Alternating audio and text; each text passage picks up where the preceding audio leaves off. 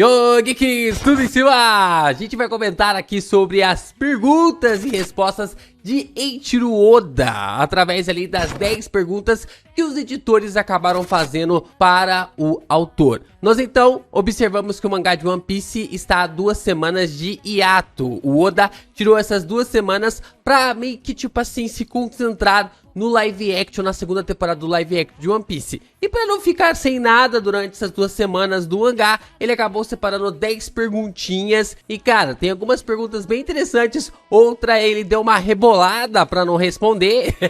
Mas a gente já começa logo de cara respondendo a primeira pergunta. Quando o Luffy está usando o Gear 5, ele tira coisas como um óculos e um capacete de beisebol, do que parece ser ali um Hagoromo, né? Um vestimento ali de penas usados por seres míticos. Por favor, nos conte como funciona. Oda, é a entrada para o mundo da fantasia de Nika. Isso aqui pode parecer também uma rebolada de Eiichiro Oda, mas a gente vai comentar um pouquinho sobre isso depois da vinheta.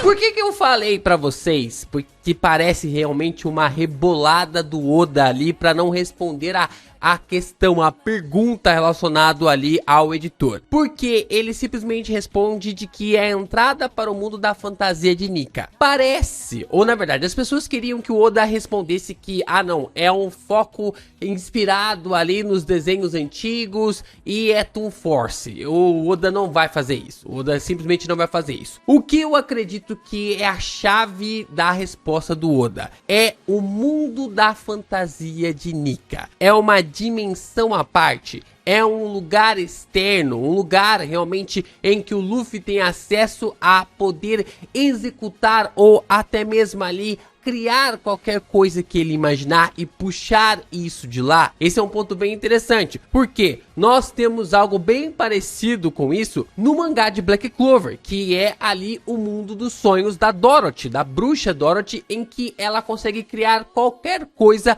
através do seu mundo da fantasia. Só que ela, através da sua magia, ela não consegue, se não me engano, ela não consegue extrair as coisas dessa dimensão para o mundo externo, né? Meio que tipo assim, passar isso para o mundo externo. Já o Luffy teria essa capacidade. E eu fico me perguntando aqui se o Oda vai aprofundar esse mundo da fantasia de Nika. E se Nika está preso dentro deste mundo da fantasia? Será que é viajar demais? Pensar nesse sentido? O Oda abriu uma comporta aqui, né? Ele abriu uma porta, era para ele responder se era Toon Force ou não, e ele abriu realmente ali um portal sobre essas questões envolvendo ao mundo da fantasia de Nika, o que vai trazer ainda mais questionamentos sobre a obra com toda certeza. Outra pergunta que nós temos aqui: Sabo herdou a Mera Mera no Mi e está demonstrando seu poder ao máximo. Ele fez algum treinamento especialmente para usá-la corretamente? Oda, ele está treinando todos os dias. Acho que Sabo, que recuperou sua memória,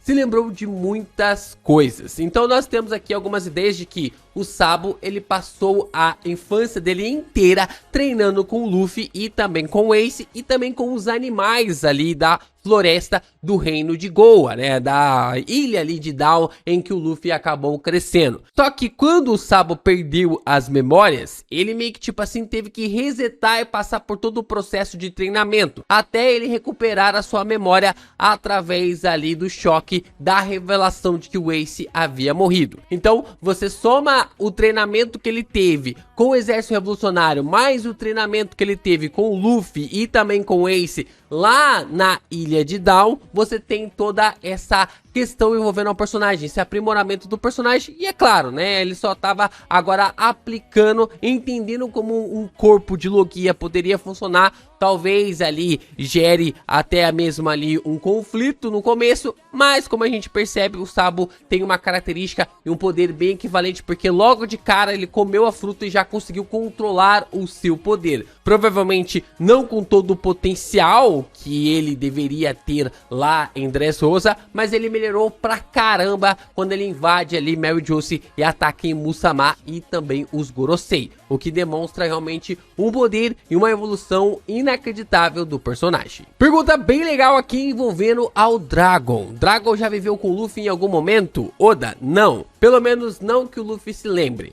Ele é diferente de Kuma, pois é o líder do exército revolucionário. E se seu parentesco fosse revelado, colocaria em perigo a vida de Luffy. Eu me pergunto que tipo de sentimento ele sentiu quando foi forçado a deixar sua família e o que ele pensou quando viu seu filho em Logtown. É bem interessante essa questão relacionada aqui ao Oda, porque muita gente acabou interpretando meio que tipo assim, direto, né? O próprio...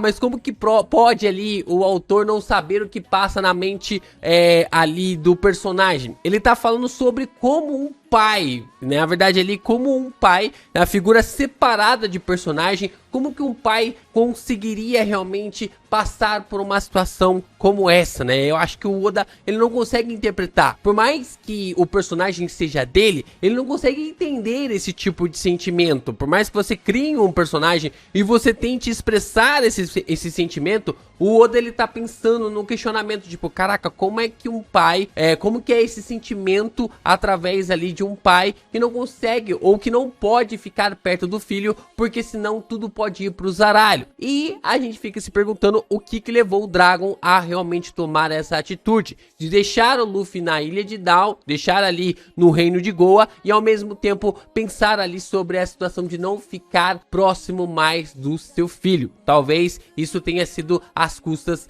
da morte ali da mãe do Luffy, né? Então talvez isso acabou lhe afastando, porque nós sabemos que entre ali o momento do Dragon estar formando o exército revolucionário e até mesmo o nascimento do Luffy, nós temos ali a ideia no passado relacionado ao Kuma e também a Bonnie, de que o Dragon fez a tatuagem em seu rosto, e essa tatuagem com toda certeza está relacionada com o Luffy. E aí, meus amigos, se você tá procurando uma camiseta maneira, na verdade camisetas incríveis de One Piece, eu convido vocês a visitarem a Taverna Geek Brasil, a nossa loja de camisetas com modelos incríveis de One Piece. Tem mais modelos vindo por aí, é claro, tem mais modelos chegando por aí, mas por enquanto a gente já tem 2 modelos incríveis de One Piece falando sobre a forma Nika, né? O sol de Nika e ao mesmo tempo o jeito que o Luffy fala que aquele poder, o Gear 50, é exatamente o hype, né? O pico das suas habilidades. A gente tem um modelo bem legal, os modelos bem legais relacionados à Taverna Geek Brasil, para você ficar estiloso e estilosa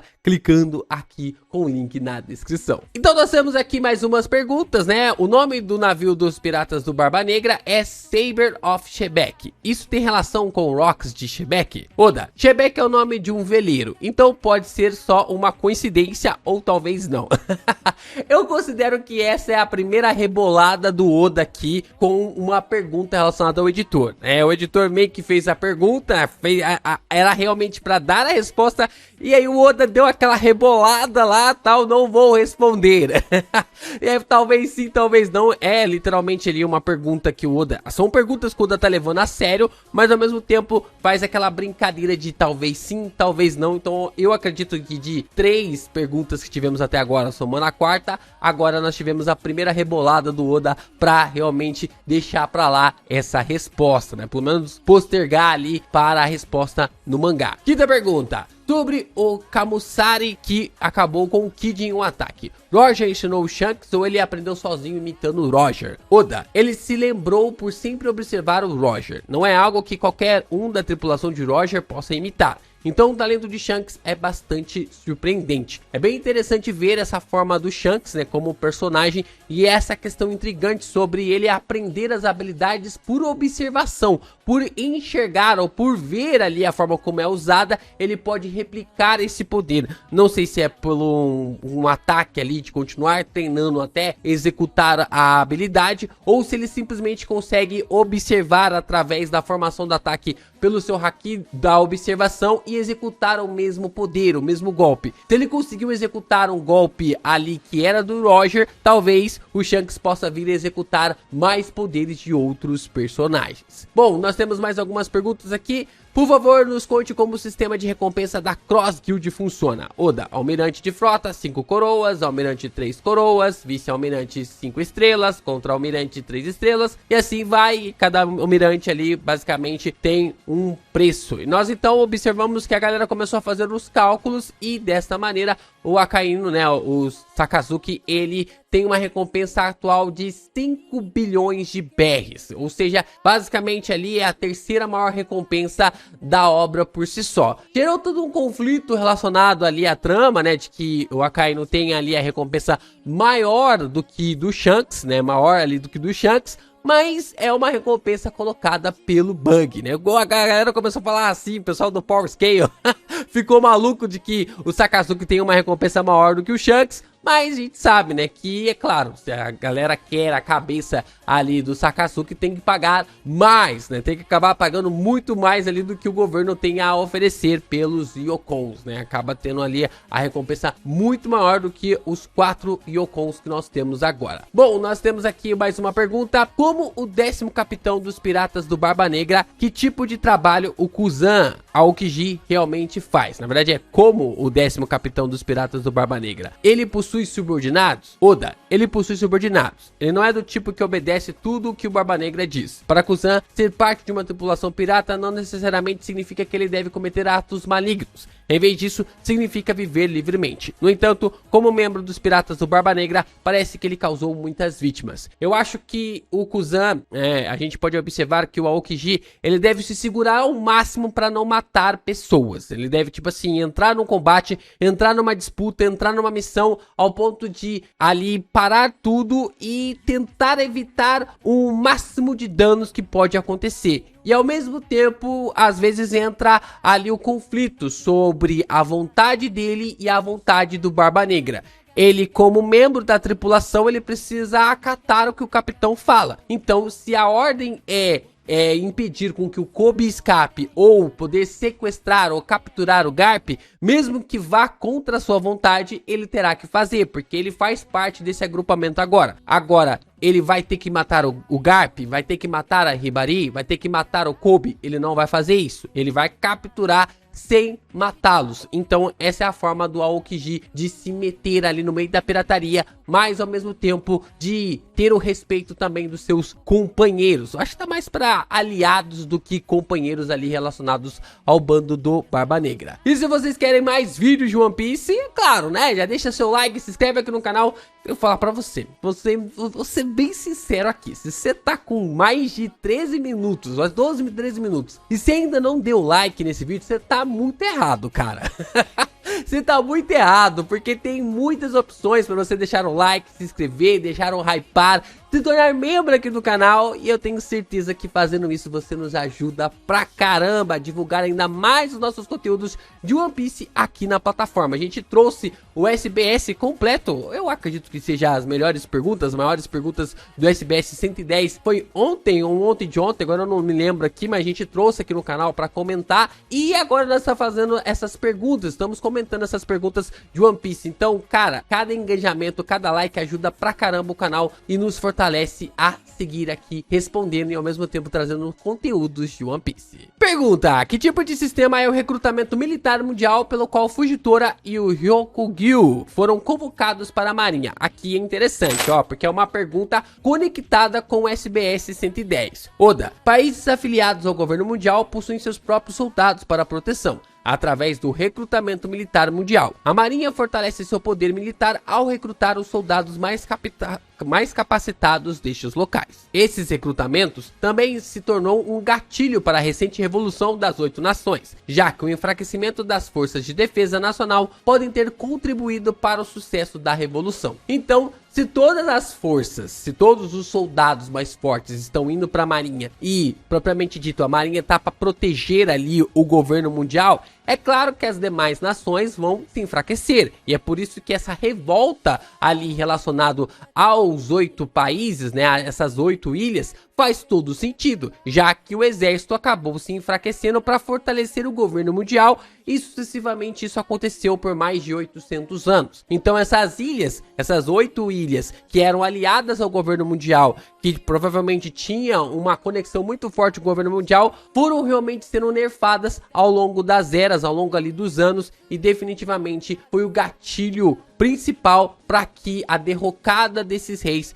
pudessem acontecer. Outra pergunta, por favor, nos conte sobre o incidente de Rockport, que se tornou o motivo pelo qual Kobe foi condecorado como herói. Pergunta muito interessante e que acabou deixando muita gente meio que tipo assim triste ou até mesmo frustrada com essas revelações do Oda. Ele já começa dizendo o seguinte, ó: já que explicar isso levaria muito tempo e não acho que isso será retratado no mangá. Ele falou do mangá, né? Talvez isso role numa light novel, né? Talvez ele acabe contando pra nós um light novel e depois aí, quem sabe, vá ser animado. A gente não teve ali uma light novel sendo adaptada pela Megumi agora há pouco, né? Agora, acho que foi semana passada que a gente teve ali esse episódio que foi inacreditável, episódio lindo de One Piece. Então talvez vire light novel e depois acabe virando anime. Então nós temos um pouco de um resumo sobre o incidente de Rockport. Ao ouvir que a ilha dos piratas, Hashinosu, possuía um importante poneglyph, Law sequestrou um grande navio com passageiros chamado Rockport e infiltrou-se na ilha. Este navio estava carregando o rei e importantes nobres de um certo país. No entanto, o navio que Law queria embarcar era na verdade um navio de contrabando que tinha a mesma bandeira da nação e estava envolvido em negociações com a Ilha dos Piratas, o que levou a grandes problemas. Law entrou em conflito com os piratas e logo depois, Kobe e Barba Negra chegaram separadamente à ilha por seus próprios motivos, o que levou os três a unirem forças. Como resultado deste incidente, Barba Negra tornou-se o rei da Ilha dos Piratas, Law foi reconhecido como um dos Shichibukai e Kobe foi condecorado como herói. Então dá pra presumir aqui que o Barba Negra, ele meio que se aliou ali ao Kobe e também ao Law no intuito de tomar a ilha para si. Só que eu acho que a aliança foi mais pro lado do Law e também do Kobe, já que o Law ficou conhecido como um Shichibukai, acabou realmente pegando ali o título de Shichibukai por ajudar o Kobe e ao mesmo tempo por pegar mais de, sei lá, acho que são 100 corações de piratas de Hashinosu, né? Acaba pegando ali esses 100 corações dos piratas de Hashinosu. E nós temos então essa ideia bem interessante sobre o que formou, né? A gente não sabe o que estava escrito no poneglyph de Hashinosu, não sabemos nem se existe um poneglyph ali em Hashinosu, mas também o Oda ocultou o fato do rei que estava dentro do navio, né? O rei e esses importantes nobres de um certo país que estavam dentro do navio. Então o Oda ocultou o rei, ocultou os nobres e também ocultou a informação sobre o poneglyph ali de Hashinosu. Então talvez essas informações venham a aparecer no mangá ou talvez essas informações venham a aparecer para nós em um light novel. E nós então temos a última pergunta. Durante o incidente de God Valley, Sandy Garland foi confrontar os piratas. Mas quão fortes são suas habilidades de combate? Oda, ele é forte. Há uma razão para a sua força. Então, a gente pode observar que pode ser genética, pode ser ali um poder realmente específico do personagem, mas aquele quadro, né, aquela página dupla absurda, que nós temos o bando ali do Barba Branca, o bando do Roger, o Garp e o Garlin indo ali pra cima de todo mundo, né? Esses 4 agrupamentos se confrontando. O Garlin não iria pro combate à toa. O Garlin não iria ali pro combate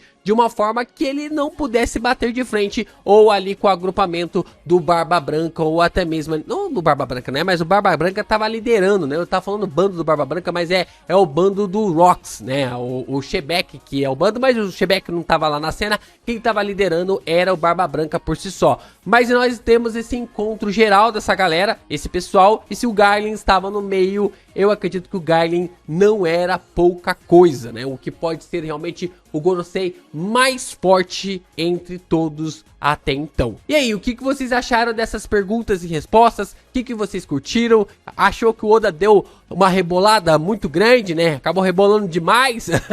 Gostaram da resposta ali sobre o Toon Force, né? Esse Toon Force com muitas aspas ali relacionado ao Luffy? Deixa aqui nos comentários, porque tem muito mais detalhes pra gente falar de One Piece aqui no canal e até mesmo sobre essas perguntas.